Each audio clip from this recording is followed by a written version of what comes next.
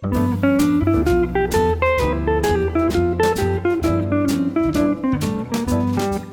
this jazz guitar lesson, you'll learn how to improvise over dominant chords using the Mixolydian scale in the first pattern for this lesson. Hi, my diligent little jazz bees all over the world. Sandra Sherman here. Greetings from Austria. I'll show you what musical tools I use to create these Mixolydian licks, and these include arpeggios and superimposition, chromatic and enclosures, the Mixolydian sharp 11 scale and the Bebop scale as well. Each lick is thoroughly explained and played at fast and slow tempo. I've made tabs and two that include 2 bonus licks with audio and backing tracks, and you can download all this fun from the link down below the description box or from the card up here. Alright, please also visit my lesson shop Guitarversum.com for more lesson material. You can use the search filters there. Alright, now grab your guitars and let's learn some Mixolydian licks. Mixolydian chords are dominant chords with unaltered tensions. So we have 9, 11 and 13. 11 is the void note though. So what we have is G9, for example. We can play it over G13, G11 not so much, but well, also. The 11 is actually the avoid note, and that's why we often use the sharp 11, and then we get a mixo sharp 11 sound. I'm also going to be using this sound, and I'll give you a hint whenever I use the mixo sharp 11. Which is the melodic minor scale, okay, from D. So we're gonna be using D melodic minor scale or G mixo sharp 11 as well. Okay, let's start with the pattern first. So you see where we are. We are here. Here's a G9 chord, and this is our pattern number 1. I go descending, okay. So you see, I start from here, D, C, B, A, G, F, E, D, C, B, A, G, F, E, D, C, B.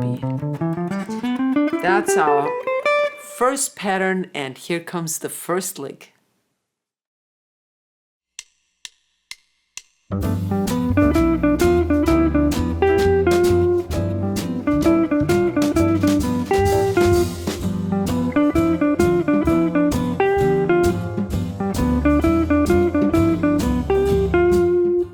Alright, for the first lick, I visualize this G7 chord. We have the G9, the G7, the G13 with the F in bass. It's all lying here in this first position.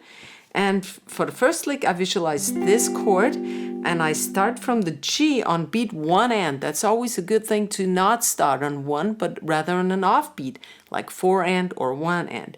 1 and, now I go up the arpeggio, B and D, that's a triad. Now, instead of going to the 7th of the chord immediately, I put the 6th of the chord in between. Back, now to the 7th, back to the 6th,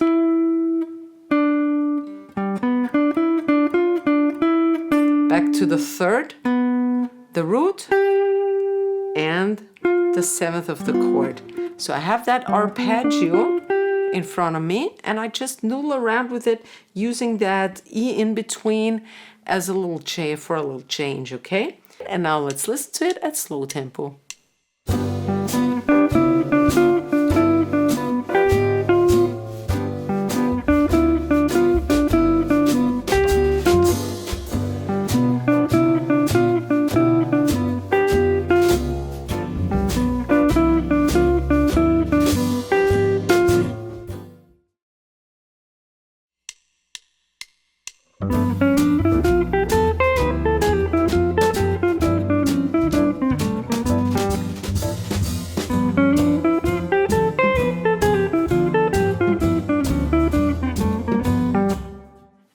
let's add the mixo sharp 11 scale, and that's just one tone difference.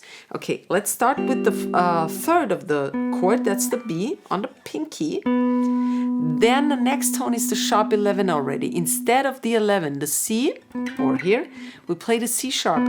We slide into the fifth of the chord, the D. Now I climb up that scale. I omit the B and go to the C. That's the mixo tone again, the 11th.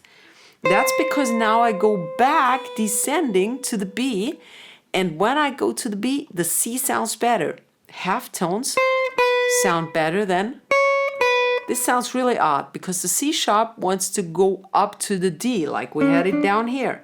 C sharp D, but C, B, see? So when you go upwards, you play mixo sharp 11.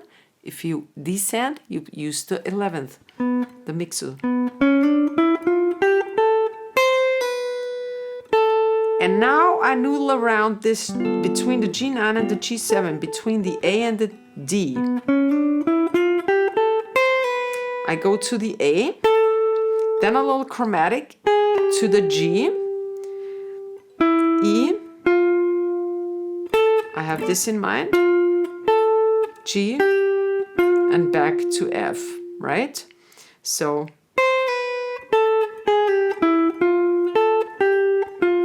now I go down the mixo, sharp 11, and I just said don't use it descending, but the thing is the next tone is gonna be this one. I enclose the D now. That's why this works. Right? So I go up from the C sharp. I don't go further down. Here's my target tone, the D. Then we go down the scale. And now I enclose this target note, the B. This is my third of the chord, and this is something typical bebop. I play. I enclose it from above, from below, chromatic below, target tone, and then the root. This phrase, you also have it in stuff like Tenor Madness, in F, so now we are in G. All right, here is the entire phrase number 2 at slow tempo for you.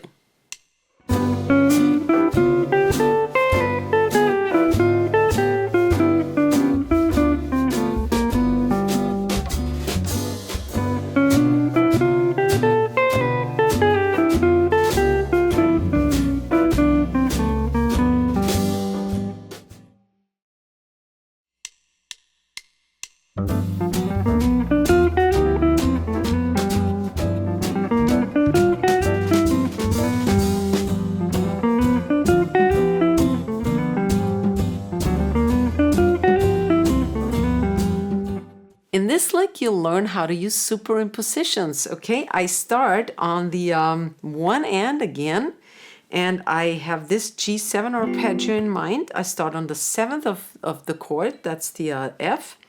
1 and triple, that's a chromatic, 1 and triplet, that's the B3.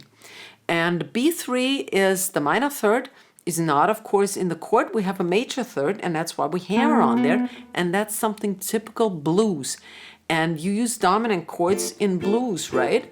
So we can always play a flat 3 that goes to a 3, to a major 3, for that typical blues favor. Even if it's not blues, it's always good. That's like hard bop, is a lot of blues influenced. Then I climb up the arpeggio, D, F, and I target that G, but the G I want to have it on the beat, so I play a chromatic, the F sharp. All right? 1 and triplet.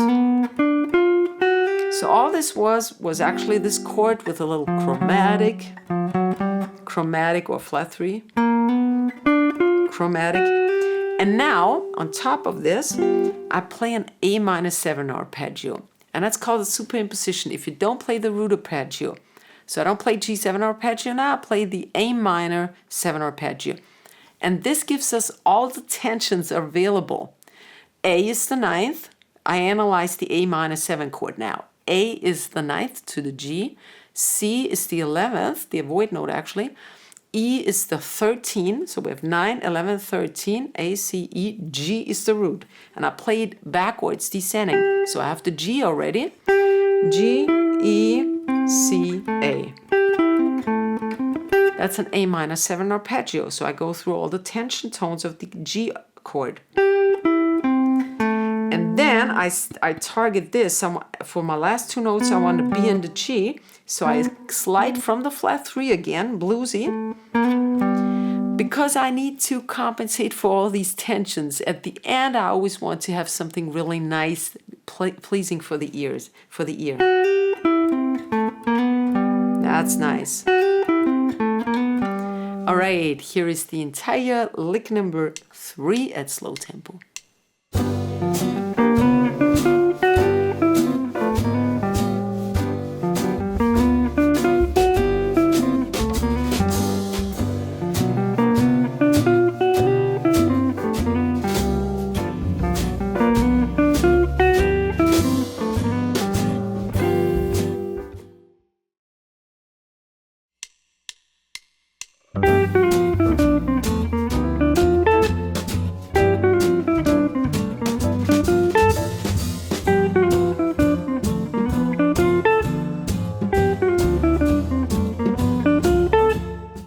We want to use the bebop scale now, and that's the dominant bebop scale. That means we play Mixolydian plus the major 7th.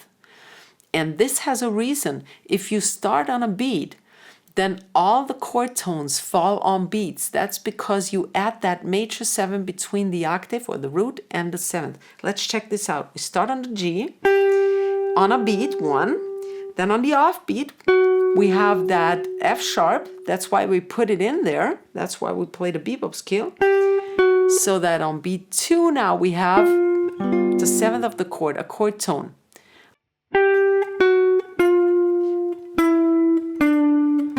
Right? That's just the scale backwards plus the F sharp bebop scale. Now this one is already the start of an enclosure. I look with my little eyes, I see that B, and I enclose it from above, scale tone below, chromatic below, target tone on the beat. I play around as much as I like, but the target tone has to be on the beat. Bebop scale, enclosure, B. And now I play a B half diminished arpeggio, B, D, F, A. And that was it. Why is that B half diminished arpeggio? That's another superimposition and the most important one for dominant chords. So the rule is from a dominant chord, from its third, start a minor 7 flat 5. That's a half diminished arpeggio. So the third of G is B, B half diminished. Because what does that do? We lose the G in bass. Nobody needs that. That's the root. The bass player plays it anyway. I wanted to say, what do we pay him for anyway? All right, so B, D, F, A. This gives us the third in relation to the G, the 5th, the 7th, and the 9th. We add the 9th. That's a colorful tone. We lose the root, which nobody needs. We add the 9th. All right, and now let's listen to the whole thing at slow tempo.